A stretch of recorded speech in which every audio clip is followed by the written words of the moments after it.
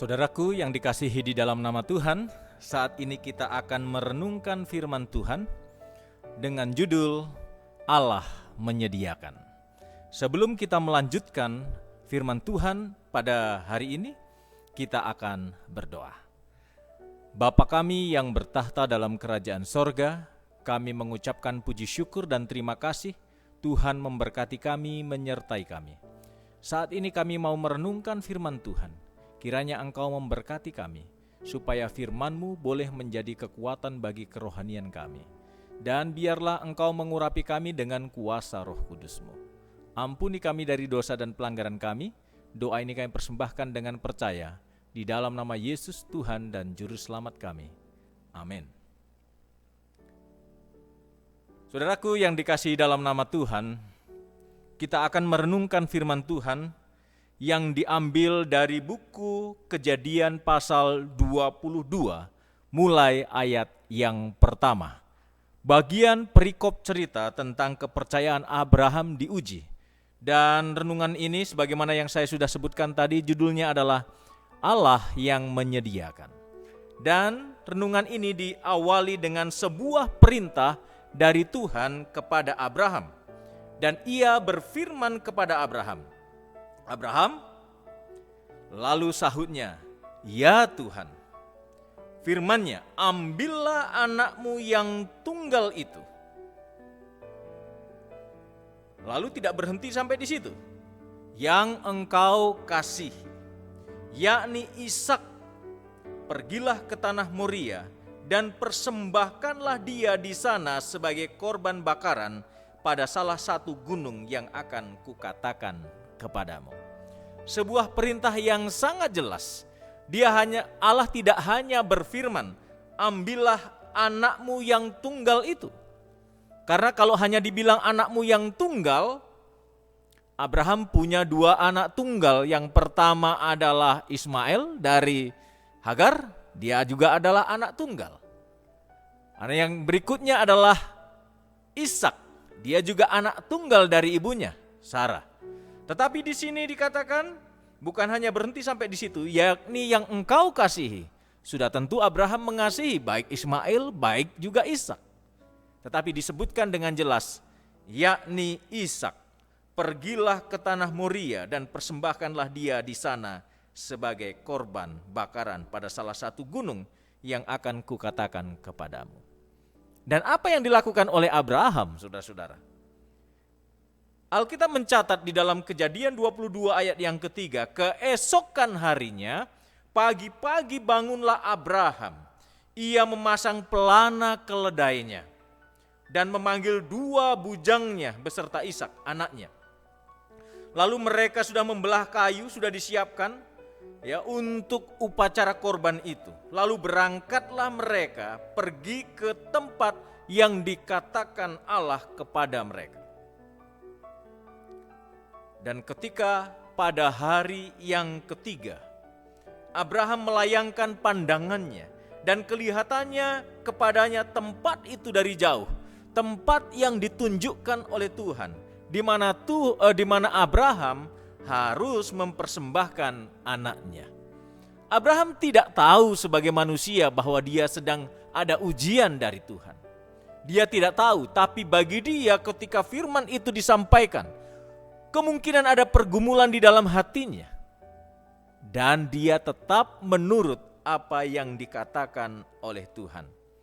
Dan setelah sampai di satu tempat, Abraham berkata kepada bujangnya, tinggallah kamu di sini dengan keledai ini. Aku beserta anak ini akan pergi ke sana. Kami akan sembahyang. Dan sesudah itu kami akan kembali kepadamu. Dan sesudah itu, apa yang dilakukan oleh Abraham?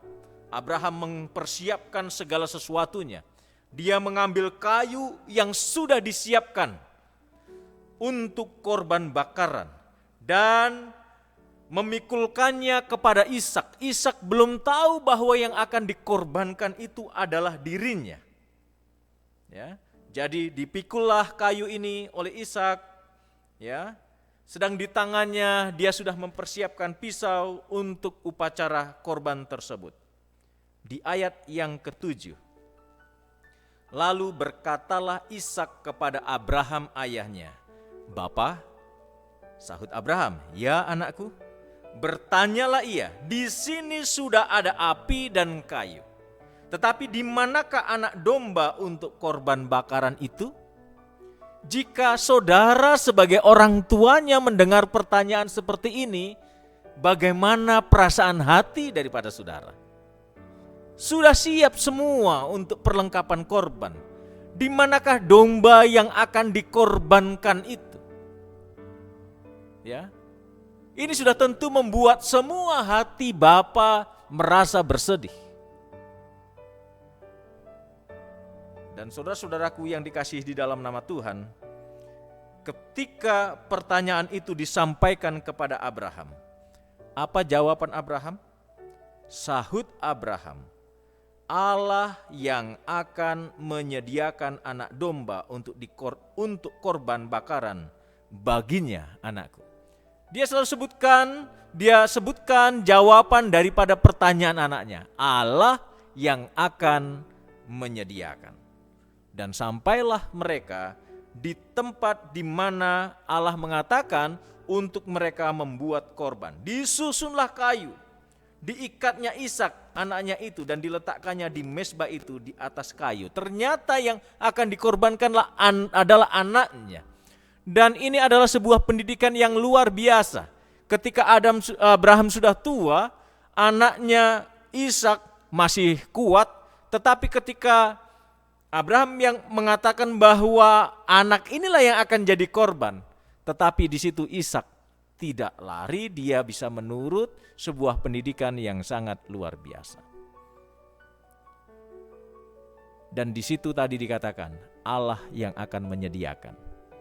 Dan singkat cerita, ketika Abraham beriman, ketika dia akan mengorbankan Ishak, maka pada akhirnya ketika Tuhan tahu bahwa iman Abraham menurut kepadanya, setia kepada Tuhan, maka Tuhan mengatakan bahwa anaknya tidak jadi dikorbankan dan sudah tersedia, ya, anak domba yang akan disiapkan. Saudaraku, Roh Nubuat mengatakan bahwa gambaran inilah yang juga dirasakan Allah.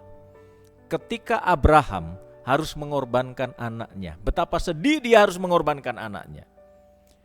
Begitu juga gambaran Bapa ketika dia harus mengorbankan anaknya, harus mengorbankan anak tunggal, harus mengorbankan Yesus. Saudara-saudaraku yang dikasihi di dalam nama Tuhan, ya, di tengah-tengah situasi yang sulit saat ini, percayalah kepada Tuhan. Yakinkan iman kita tetap di dalam Tuhan. Untuk segala sesuatu yang memang kita butuhkan, maka Tuhan yang akan menyediakan. Tuhan tahu kebutuhan umat-umatnya.